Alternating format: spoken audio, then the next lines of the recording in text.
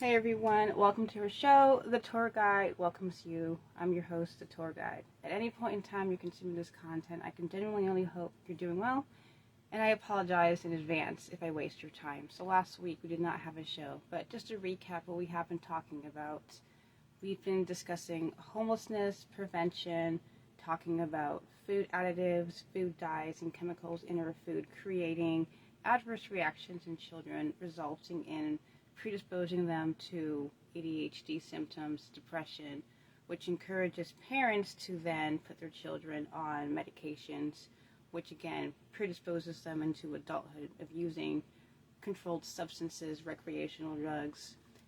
So the connection, the link between habitual drug use and what ultimately can create chemical dependencies or chemical imbalances or just habit forming, and ultimately slowly contributing to why people are addicted to drugs and sometimes tragically results in homelessness. We also talked about the tiny home communities or villages, prototypes, and different types of gardening type of living environments where people are all housed and food is provided through nature. So I want to be kind of continuing on with that subject, going a little bit in more detail about this theme that we're going to be trying to, I guess, decipher. So for our well-balanced weekends discussions, let's talk about your mental health and the need at times to isolate or to separate yourself from certain people, certain groups, certain environments. I've heard the expression, you need to find your tribe. And it's been an unfortunate reality for me these last few years, realizing the importance of this and actually what I can do realistically in my own personal life. But many people have had to, unfortunately, literally move away from certain environments that were unhealthy. Other times people were forcibly removed, separated.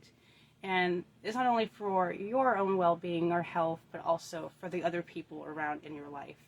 So like I've discussed in the past, if anyone's followed my Facebook page, I've revealed some mental health issues I've had to deal with, and some of it involving children and having to separate from them. So I won't spend too much time on that, but I was told by someone I cared about that you need to find your own tribe.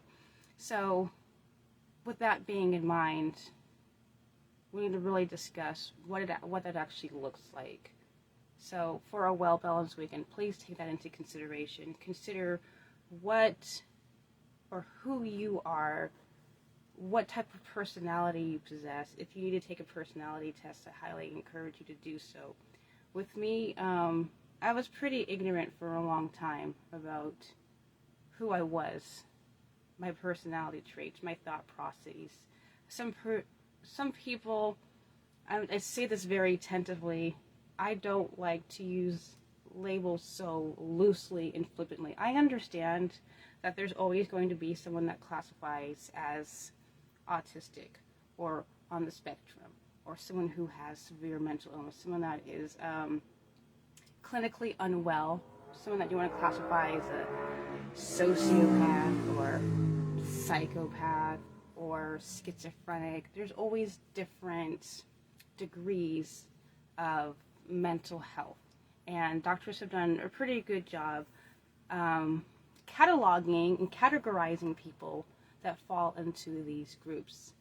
I understand the necessity of these things and why it's appropriate or necessary for societies to have these type of diagnoses and keeping track of these types of symptoms, and why psychiatrists exist, why psychologists exist, and why we have different medications. I'm aware of the benefits of it.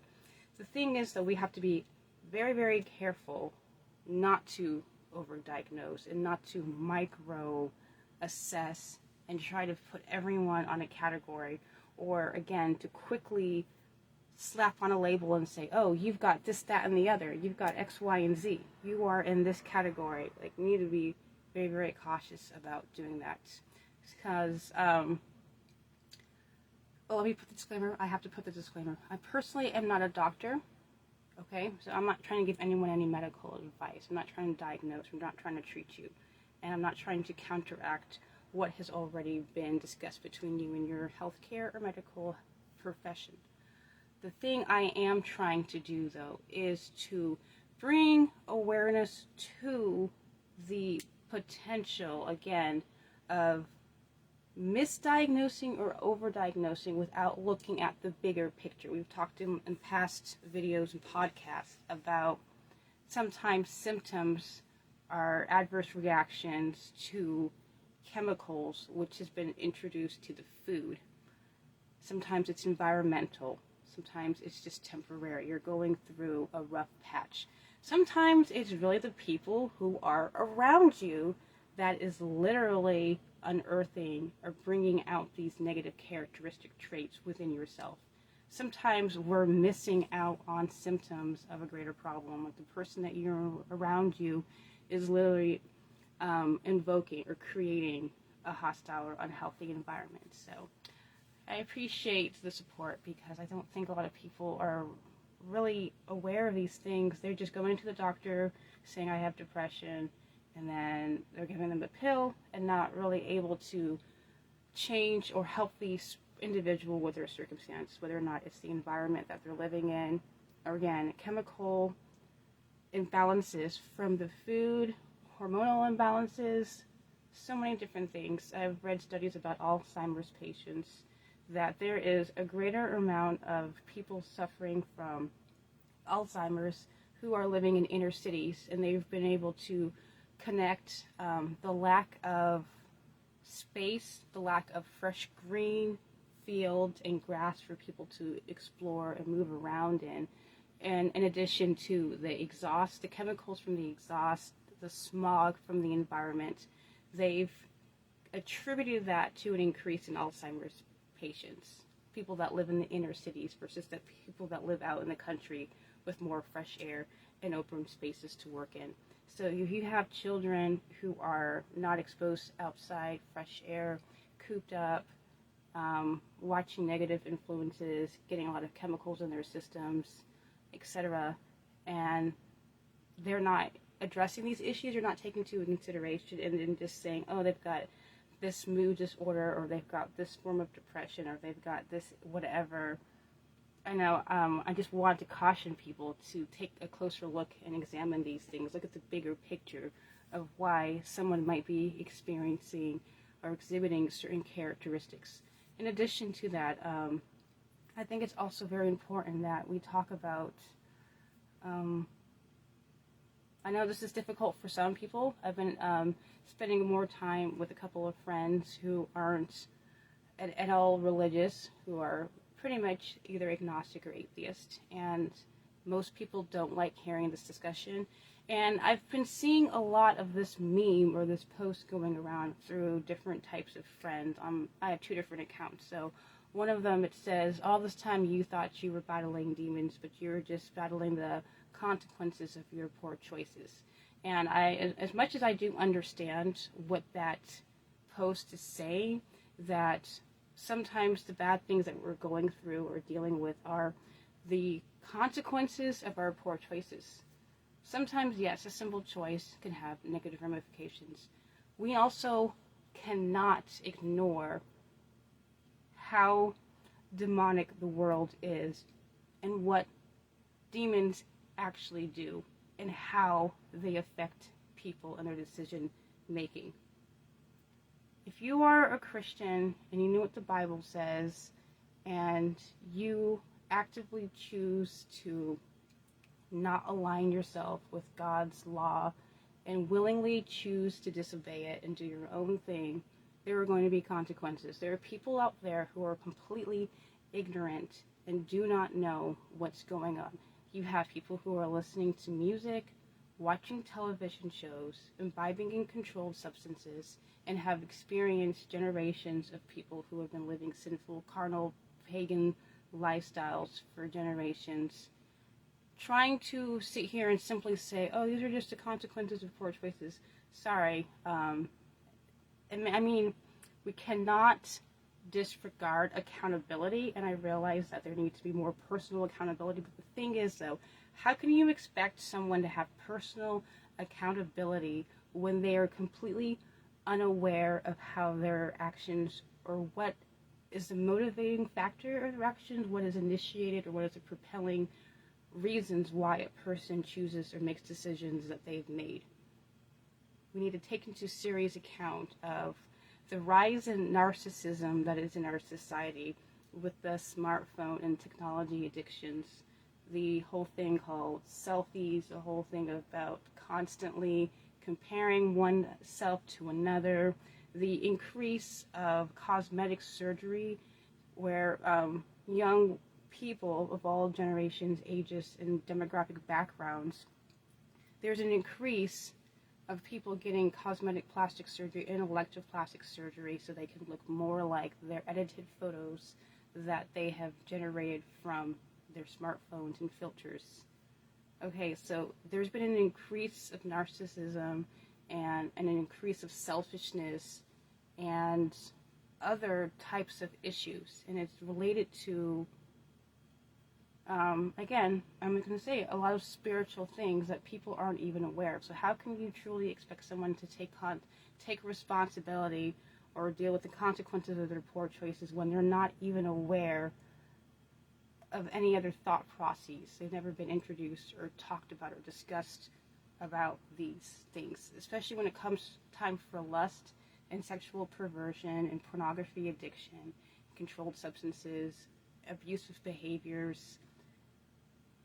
I appreciate what the post says, and I understand what it means. We also need to be realistic, and this is pretty much the devil's playground. God is aware of our problems, especially for those who seek out to him and plead the blood of Jesus and pray to God. We're also aware, though, that Satan is the ruler. He's allowed to control the earth, the realms of it. When Jesus went into the wilderness and fasted for 40 days, the devil offered him pretty much everything, the kingdom, the keys of the earth's kingdoms. He offered to him if he would submit and bow down to Satan. Satan has dominion and control over the earth. With certain, of course, guidelines. God is ultimately in control, but the thing is, with our modern day music, television shows, influences, the spiritual battle it's pretty hype right now. It's pretty heated. So we need to be praying and being kept up in constant prayer. So when I talk about people who need to find their tribe, you've got people who have genuine, pure hearts, who know nothing but love and compassion and forgiveness, who will have the servant's attitude, a servant's mindset, the person who just wants to take care of the other person, the nurturer, the carer, the provider. And then you've got the people who are just naturally selfish, who just don't care, who is self-preservation, it's survival, it's me against the world, it's me versus you. I'm not gonna take the fall. It's gonna be me versus you, and I'm gonna choose me. You have several people like that who are out to get it for themselves, who are only interested in their best interest, and ultimately, it's not completely black and white. You have some people who are legitimate, I'm just going to say it very blatantly, NPCs, non-playing characters. I have met some people in my life. I have a couple of friends on my friends list who I have observed for the last couple of decades what their life really looks like. And I'm thoroughly convinced there are literally people out there who are just essentially empty vessels, who are people who are just the, as Pink Floyd's song is called, The Wall. There are some people who are just literally just there to exist. You've heard about, I'm sure, I don't know if you have or not, I will bring it up to your attention now. People who literally don't have internal monologues, internal discussions with themselves, who do not think beyond what they are doing currently, and do not have any plans of making any future plans. Their thoughts are on what they're currently consuming, what they're currently doing. They're impulsive. They don't know how to critically think. They don't think about the consequences. They are just there in the moment. They are obsessed with media and trends, and they don't have any deeper ambitions, goals, or objectives in life. So you've got a variety of people out there who are just pretty much on autopilot. There are people who are naturally selfish, and there's others who are naturally giving and loving people. So for our well-balanced weekends, let me remind people out there, for the sake of your mental health, for the sake of your mental well-being, physical, emotional, spiritual, please spend some time getting truly in tune with who you are. Who are you really? And try to get yourself in a position where you are in a healthier, safer environment. Choosing the best food options for you, choosing the best influences, the people around you, the environments around you. And if you cannot change your environment, to really deeply consider learning about mindfulness, more of the spiritual aspect of prayer, and getting closer to God, getting right with God. Because as much as I'd like to sit here and say, people make choices and you gotta deal with the consequences and whatever, we're dealing with some serious spiritual battles right now. That the demons are out there, the angels are out there as well. God is out there, he's moving, he's working through his people as well. There is a spiritual battle out there. It's more than the eye can see and perceive and pick up on. We don't need to be fearful. You don't need to be going looking for it. But please be aware that it's affecting you, whether or not you like it, whether or not you want to try to control it. What you can control is how you respond to things, who you submit to, who you give your time and energy to. And of course, also, I'm big on the preventative health, how you nurture and care for your body, and as well as your emotional, spiritual health as well. So for well-balanced weekends, please take some time, especially this weekend, to really consider who you are and what tribe you want to be associated with. So transitioning from that, let's talk about our business and tech talks discussion. I don't know if anyone's familiar with the 15-minute cities.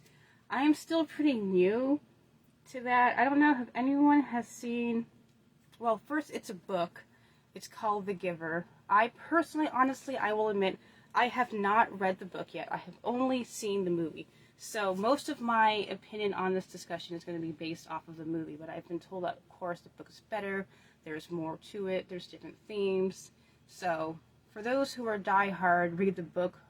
I do apologize for misrepresenting this book, The Giver. So, and then also there's M. Night Shyamalan's movie, The Village. If you have not seen The Village, spoiler alert, I'm going to talk about that. So with the whole 15-minute cities, The Giver, the movie, and then The Village, the movie. Let's talk about it right now. Okay, so the 15-minute cities, apparently in theory, you're going to be constant surveillance.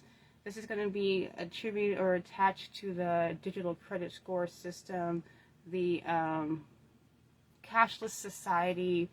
You're going to have everything within close proximity to what you need. You're only going to be allowed to travel certain times of day, certain distances. This is to preserve the climate, to reduce your carbon footprint, to reduce waste, to keep everything safe, this, that, and the other, X, Y, and Z, to track and monitor your movements, what you spend, and of course, the future will look like there will be more pandemics and outbreaks of different viruses, and we need to keep everyone safe, to document who's traveling where, across the world, or the United States more specifically. There's going to be hazardous environments through all the train derailments and contaminations. So people are going to be forced to move into these cities, as well as possibly to FEMA camps for your safety and protection. You're going to have the natural disasters, and again, different chemicals and hazards where people, again, this is kind of theory. I'm going to say it's theory, but you can do some more research and see what they say about the 15-minute cities. So expect that in the future. But the reason why I bring up the movie The Giver, this is a future type environment where they've created these sanctuary communities where everyone has an assigned job. They have a household with a mother-father type figure structure. Education has already been selected for you. Your future career has been selected for you. Everyone there is equal. Everyone is neutral. There is no violence. There's no crime. There's also no music. There's also no dancing. Everyone is just kind of content. So again, this is based off of the movie. I know that the book has more. There's one character who is called the Giver. He's a person that holds, or he or she is an individual that holds all of the memories, the history from the civilization prior to these different communes where it's completely safe and neutral, and no one has any type of anger, no one has any type of strong emotion or feelings. Everything's taken care of, and it's just supposed to be like a utopian type environment. So the Giver, he gives all of his information to a receiver. One person is chosen every certain amount of time to receive all of the information, all the history about the music. He pretty much is a walking historian, a walking museum who keeps track of all of these things. And in the movie, in the book, the receiver realizes that essentially the people who are in these communities are, how do I put it? I guess asleep. They're not awake to the reality. They're limited in their ability to love and experience emotions, and so you should check it out. I won't give you any more spoilers on that one, but I like to bring up that movie in particular because in a way I do agree with the idea of creating an environment where we can eradicate the violence and have an environment where people are just focused on everyone has a job, everyone has a role, everyone has a home, everyone has the maternal, paternal environment or foundation. How do we get people to all agree on that? How do you eradicate violence, any type of emotions? Well, in the film, I'm assuming is also in the book, they do these daily injections that they receive, and they're supposed to do it for your health. The Giver claims that that is what keeps you doled out from your emotions. And another theory is that's kind of what some people have speculated that the most recent line of jabs kind of created. More of, how do I put it? A dulling down of your emotions where you're not as empathetic or loving. It's more, again, the self-preservation. People are so focused on their health and not getting sick and not like, I don't want your germs, and isolating themselves, that it perpetuated more of that feeling of numbness and closed off. And some of your nerves have made the individual a little bit more dulled or numbed to the plight or the emotions of people around you. So that's just a theory about the potential risks or downsides of the jab. Whether it's actually physical or just psychological, that's up for debate. But the point that we want to make is, how do we get to a point where society agrees that we want to live a happy, peaceful life, but we don't want it to be forced? Finding the balance between people who willingly want or choosingly want a happy existence to cohabitate with people in a copacetic environment without being threatened, without being forced into things, without being constantly surveyed.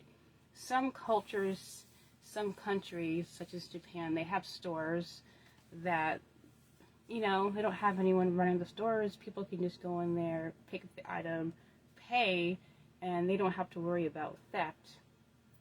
We also have to realize, though, certain civilizations also have higher suicide rates, and the expectation of perfectionism and high performance and not allowing your emotions to be expressed has opposite effects as well too, and negative effects on people, especially I believe it's South Korea also has a high suicide rate. The family unit isn't very strong. The reproduction or the the producing of the next generation, like people aren't having children, so the replenishment rate is very, very low. There's lots of pros. We see the benefits of people who respect society and the rules and the expectations, but then we also see the other side where it's completely calloused and closed off, and there's not enough of the love and emotions and the closeness and the connectivity. So these are the things we have to kind of discuss the balance between being forced into submission and order versus people doing it for their own free will, their own free choice. Being allowed to travel wherever you want without being watched and monitored, or without having someone say you can't spend this, or you're damaging the environment because you've driven too much, or you've spent too much, or you've consumed too much. There needs to be a delicate balance. And I remember The Village. I'm going to spoil this for you. So it's a community that lives somewhere out in the forest, and you think you're living in a different time era. It turns out you're living in modern era, but the people there, the elders of this community, they've intentionally kept the people there in this village ignorant to the outside world. They wanted to create a completely safe environment, free from the problems out there in the real world, the murders, the thefts, the attacks. They wanted to create themselves a safe environment tucked away in the forest. And someone gets injured, they send someone to go get help and supplies. The person who goes is this young blind woman, so she can't really see what's going on. She doesn't know. Their secrets, it remains a secret. But it's one of those things that kind of gets you thinking and asking, what is the best solution, especially for up-and-coming children? Do we want them aware of the evils of the world? Of course not. Do they need to be aware of this? To an extent. How much do our children need to know about the evils of the world? This is for you guys to decide. I'm just, again, the tour guide taking you on this journey, this psychological thought process journey of what it looks like to create the perfect living environment for yourself. So consider all these things. Do it by force, do it by choice, do it by coercion or manipulation or complete lies. How much of our lives in existence right now are kind of fabricated? We don't know. There's a lot more that can be said, but let me just transition to for our social causes Friday's discussion.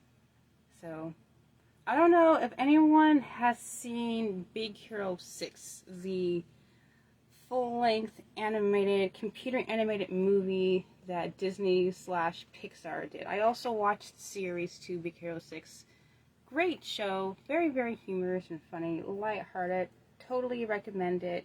But let's focus on Big Hero 6. So I recently, well, and honestly, this makes more sense for Business Tech Talks, but whatever. It all kind of overlapped. So I went to a clinic recently with someone just to join them, and they don't have a reception desk. Everything's there with kiosks, and you check yourself in, and you scan your. I'm assuming you scan your insurance card, or I don't know. You type yourself in, you check yourself in, and it kind of reminded me of Big Hero 6. I don't know if you remember B-Max, the big marshmallow white-looking nurse companion character. He's like a robot, and he can check your temperature, and he can give you injections and do all these things. I know it seems like that's pretty like a huge jump from, you know, not having customer service representatives to having robots administer your health care. But the thing is, though, I keep hearing on mainstream media and also local news that there has become a shortage of nurses, of healthcare workers and providers, and that less and less people are inclined to work in the healthcare industry. So I find that interesting that as we are slowly transitioning to the 15-minute cities, the universal, well, everyone's been talking about universal healthcare for a long time, but I'm thinking the cashless society and then going into an establishment that is doing away with the customer service or the front desk receptions, checking you in and having you check in at a kiosk. I'm just seeing that, oh, and then with the shortages of nurses, it just seems like that's pretty much where we're trending. Like with iRobot, Elon Musk has recently come out with the robot wife. If anyone's seen the movie Artificial Intelligence, if anyone's seen the movie like iRobot, that's honestly where we're trending. No matter how much you want to sit here and deny and say, oh, we'll never be like that, or that's just a movie, or that's just fantasy, can we just be realistic here? Like, please, wake up and study the trends, the signs of the time, where we're heading right now with the advancement of technology, the shortage of nurses, and again, the cashless society. They've got stores where you don't even have people working in the store. You just have everything coming from vending machines. I've seen so many people paying with their phones, and I saw an article a few weeks ago where Amazon / some certain stores are expecting you just to what is it? I don't want to say those words because I don't want to sound so scary or post-apocalyptic paranoid, but where you can get all your information, like they can scan the palm of your hand and you can just scan yourself into certain places, Whole Foods. The bigger cities are starting to do this more now, where only certain people will be able to access certain stores to get certain goods. Of course, as long as you're in line and in tune with everything that society expects from you. So with medical care,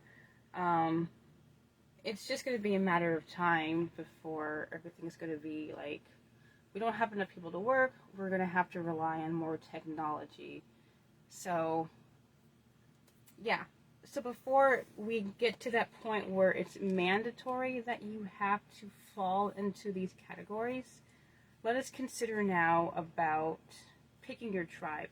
And part of the social causes discussion I wanted to bring up was the past riots. I was talking to a dear friend today who was talking about the Watts riots. I'm not familiar with that. I know we heard about the Rodney King ones and more recent times, the 2020 riots and, protests. Let me use the proper word speak here. The protests. One question I had asked my friend, and we had kind of discussed briefly, was it better to segregate? Or is it better to segregate? Or was it better to desegregate? Because my parents came from an era, and she also remembered this, my friend, where they were forcing segregation. they were forcing the black students to get with the white students, and then she says they remember busing in students from the cities into the different schools where she was attending. And she said that many of them formed friendships, but also many of them didn't like their white peers and vice versa. And I've shared this often, and I'll keep sharing it. You know, I grew up on military bases where people were essentially colorblind, and you just hung out with every racial group there because we were just kids and we didn't care about it. We just like, oh, hey, there's another kid. I want to play with that kid. I want to hang out with Filipinos. I want to hang out with the Hispanics. I want to hang out with the whites. I live in the country. There's a lot of white people here. A lot of Mexicans here. You know, and it's whatever. But that's not everyone's story. And then when we come time to religion and understanding certain religious belief systems, once you have people with a larger population with their same religious beliefs, they influence their communities and their local politics, and that changes the environments. So certain places, as much as people, we're about to enter the Gay Pride and LGBT Alphabet Community Pride Month, which I find very ironic. I have to put this disclaimer out there. Like, nothing but peace and love to you guys. Truly, and with the love of Christ, I have that for you. The thing is that everyone talks about how it's not good to be prideful.